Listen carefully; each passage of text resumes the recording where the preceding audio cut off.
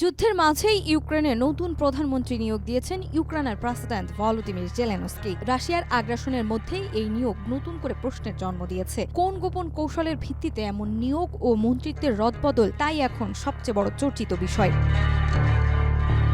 রাশিয়ার আগ্রাসনে ৩ বছর পর ইউক্রেন সরকারের সবচেয়ে বড় রদবদলের ঘোষণা দিয়েছে প্রেসিডেন্ট ভলোদিমির জেলেনস্কি। এর অংশ হিসেবে নতুন প্রধানমন্ত্রী হিসেবে দায়িত্ব নিয়েছেন ৩৯ বছর বয়সে উইলিয়া সুভরিদেস্কো। পার্লামেন্টের অনুমোদনের পর তিনি দায়িত্ব গ্রহণ করেন। সুভরিদেস্কো এর আগে প্রথম উপপ্রধানমন্ত্রী ও অর্থনৈতিক উন্নয়ন ও বাণিজ্য মন্ত্রী হিসেবে দায়িত্ব পালন করেছেন।